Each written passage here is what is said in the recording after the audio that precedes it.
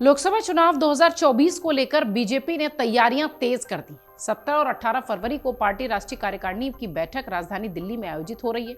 इस बैठक में पार्टी आगामी लोकसभा चुनाव की तैयारियों में जुट चुकी है और अपने लोगों को ट्रेंड कर रही है, मैसेज दे रही है।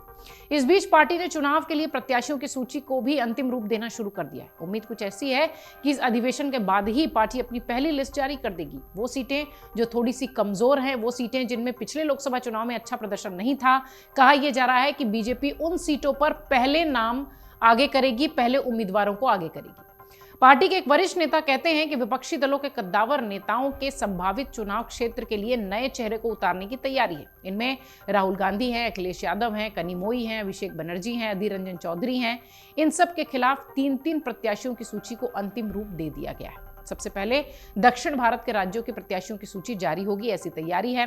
इधर तेलंगाना में AIMIM के मुखिया अजदुद्दीन ओवैसी के खिलाफ फायरब्रांड नेता और महिला मोर्चा की प्रवक्ता नदीमपल्ली यमुना पाठक को उतारने की तैयारी है, जबकि पूर्व क्रिकेटर S श्रीशांत को तिरुवनंतपुरम से शशि थरूर के खिलाफ मैदान में लड़ाया जा सकता है। ये सारी अटकलें हैं, औपचारिक तौर पर कोई ऐलान अब तक नहीं हुआ है। पार्टी के उच्च सूत्र कह रहे हैं कि 2021-22 में ही पार्टी ने ऐसी लोकसभा सीटों के लिए एक लिस्ट तैयार कर ली थी, जहां पर, जैसा कि हमने शुरुआत में कहा, कि जहां पार्टी ज्यादा अच्छी स्थिति में नहीं दिखाई पड़ती, जहां पर 2019 के चुनाव में अच्छा प्रदर्शन नहीं था, वैसी लगभग 150 के आसपास की सीटें हैं जिन पर कि बीजेपी अब अपने उम्मीदवारों का ऐलान करेगी। इसके साथ ही वो सीटें जहां पर बीजेपी नंबर 2 की पोजीशन में थी, वो सीटें भी इस लिस्ट में शामिल हैं। सूत्र कह रहे हैं कि पार्टी जनवरी महीने के आखिर में 62 उम्मीदवारों की लिस्ट जारी करने वाली है, लेकिन जेडीयू, अकाली दल और राष्ट्रीय लोकदल की एनडीए में वापसी की संभावना के चलते उम्मीदवारों के नाम का ऐलान नहीं किया गया है।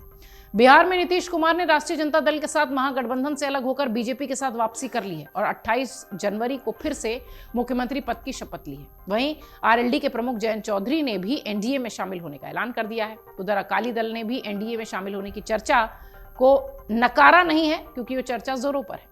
इधर मध्य प्रदेश, तेलंगाना, राजस्थान और छत्तीसगढ़ में पिछले साल दिसंबर में हुए चुनाव में भी पार्टी ने नया प्रयोग किया और लोकसभा सांसदों और केंद्रीय मंत्रियों को चुनाव मैदान में उतारा।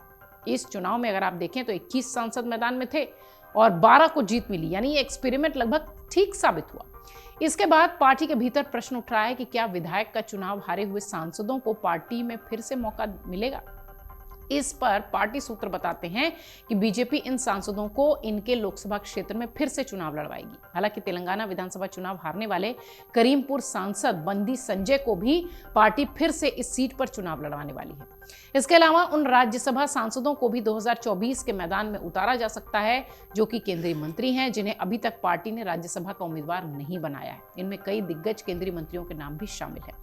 बहरहाल ये जो बैठक हो रही है, इस बैठक का जो संबोधन होगा, अंतिम कह लीजिए कि बैठक खत्म होने का बाद का जो संबोधन होगा, उसको प्रधानमंत्री मोदी संबोधित करेंगे अपने कार्यकर्ताओं को, पार्टी के दूसरे नेताओं को। लेकिन जो एजेंडा है इसका, ये वही है कि पूरी तरह से वो सीटें जिसमें कि बीजेपी 2 नंबर पर रही हो पिछले लोकसभा चुनाव में, या वो सीटें जो ऐसा लगता है कि वो कमजोर सीटें हैं बीजेपी के लिहाज से, उस पर उम्मीदवारों का ऐलान बहुत जल्द हो जाएगा, जिससे कि जो भी उम्मीदवार हो उनके पास एक लंबा समय बचे, समय मिले चुनावी तैयारियों के लिए। 160 के आसपास की सीटें ये बताई जाती हैं जिनमें बहुत जल्द बीजेपी अपने उम्मीदवारों का ऐलान करेगी। अगर आप ये वीडियो YouTube पर देख रहे हैं तो हमारे चैनल को सब्सक्राइब करें और बेल आइकन को दबाना ना भूलें। अगर आप Facebook पर यह वीडियो देख रहे हैं तो हमारे पेज को लाइक करें।